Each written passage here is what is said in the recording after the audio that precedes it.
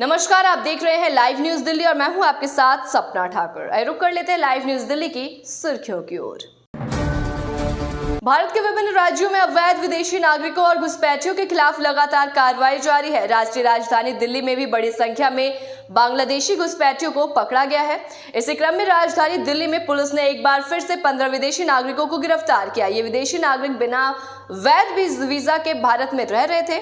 अब इन सभी विदेशी नागरिकों को वापस उनके देश भेजा जाएगा। दिल्ली के मोहन गार्डन और उत्तम नगर में अभियान के दौरान पुलिस को पता लगा कि विदेशी लोग बिना वैध वीजा के भारत में तय समय से ज्यादा दिनों से रह रहे थे। पुलिस ने इन सभी अवैध विदेशी नागरिकों को पकड़कर डिटेंशन सेंटर भेज दिया है। वेरिफिकेशन के बाद एफआरओ ने इन सभी को अपने देश भेजने का आदेश दिया है।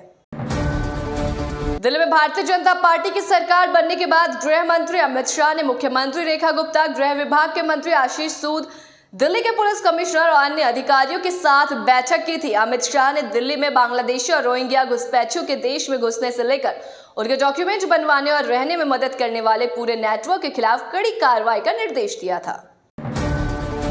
दिल्ली के छावला इलाके में रविवार और सोमवार के दरमियान रात क्राइम ब्रांच और बदमाशों के बीच मुठभेड़ हो गई। पुलिस मुठभेड़ में दौरान बदमाशों के पैर में गोली लगी है। दोनों को घायल अवस्था में गिरफ्तार किया गया। दिल्ली में देर रात क्राइम ब्रांच और आरके पुरम की टीम को छावला इलाके में कुछ बदमाशों के आने का इनपुट मिला था। इसके बाद क्राइम ब्रांच की टीम ने ट्रैप लगाया था। दिल्ली में डीटीसी के संविदा कर्मियों का वेतन बढ़ सकता है। कर्मचारी एकता यूनियन मांगों को लेकर कई बार प्रदर्शन कर चुके हैं। करीब 25,000 संविदा कर्मचारियों के वेतन में इजाफा होने की बात कही जा रही है।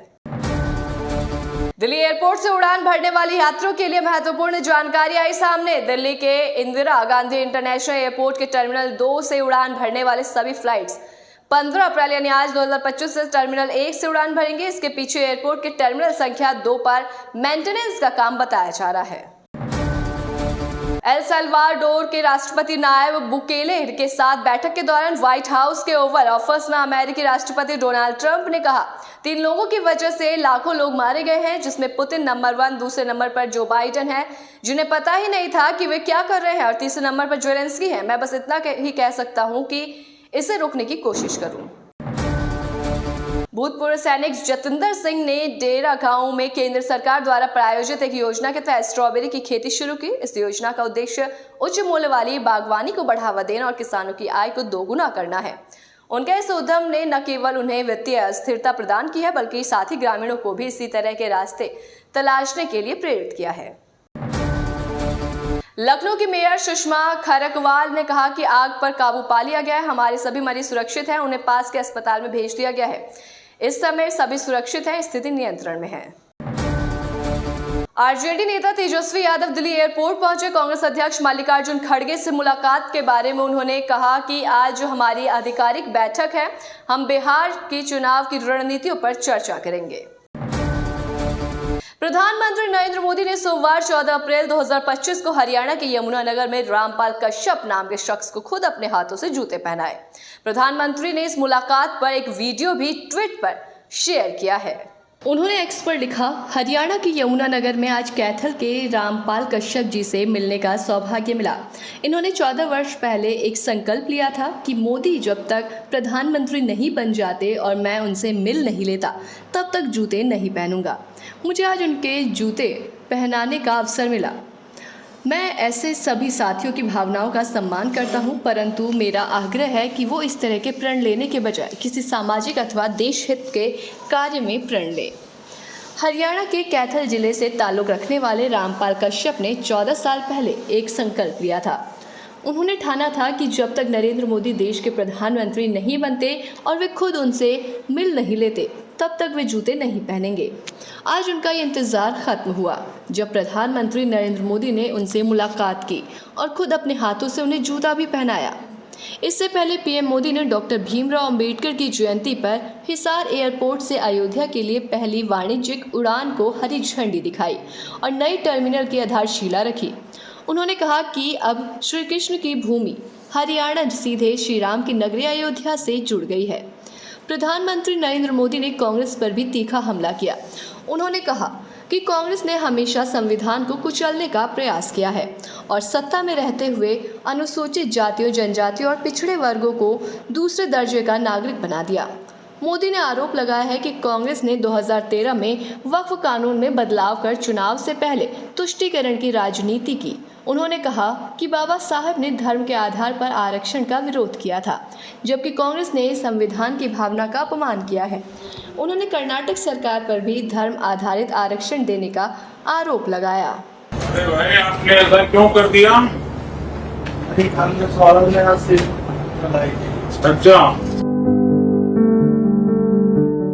अच्छा, सारी उम्र ही नहीं था, मोदी जी के सामने ही मैं अपने गाँव में 14 साल हो गए।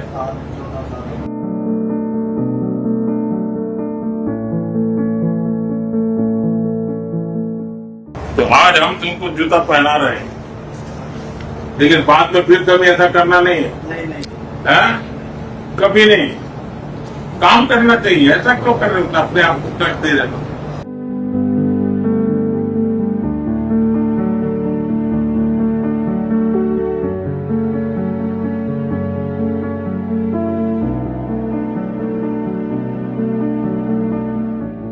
ठीक से आ गया? हाँ।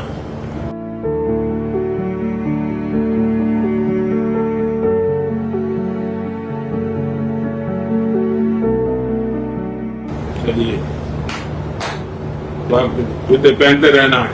मैंने सबसे अभी निधन किया, आपके तक समझ नहीं। पक्का था आपके बर्थडे।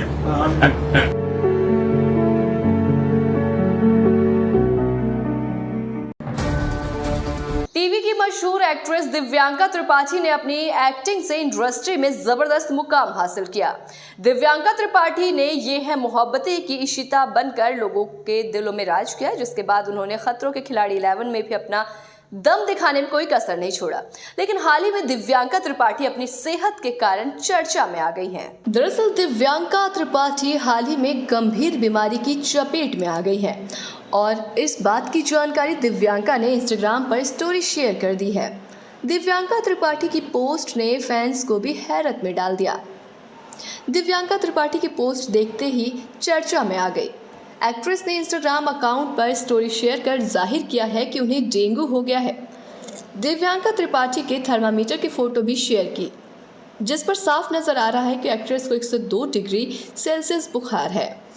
दिव्यांका त्रिपाठी ने इस पोस्ट को शेयर करते हुए लिखा, जो लोग जानने के लिए बेताब थे, डेंगू हो गया है, अब धीरे धीरे ठीक हो रही हूँ।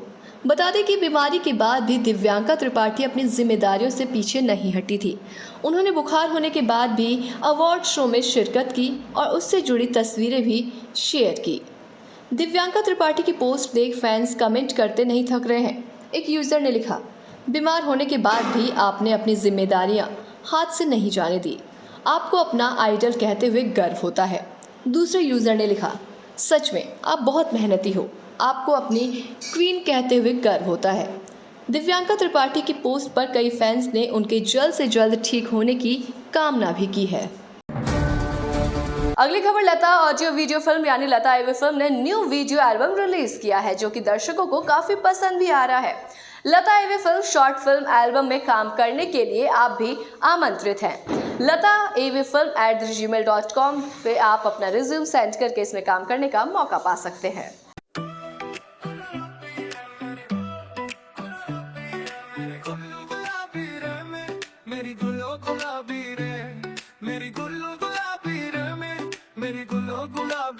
मेरी सारी बातों पर गौर करियो, फोटो की लाली का खलियालियो, फट पाइप कट करियो, कोई छुए ना दुपट्टा ऐसे काम कर। तो इसी तरीके की देश दुनिया की तमाम छोटी बड़ी खबरों से जुड़ने के लिए देखते रहें लाइव न्यूज दिल्ली और साथ ही अपनी खबरें दुनिया तक पहुंचाने के लिए हमारी वेबसाइट www.livenewsdelhi.com पर संपर्क करें। नमस्कार। अभी सब्सक्राइब करें हमारे चैनल लाइव न्यूज दिल्ली को और साथ में बेल आइकन दबाना ना भूलें। Live news Delhi.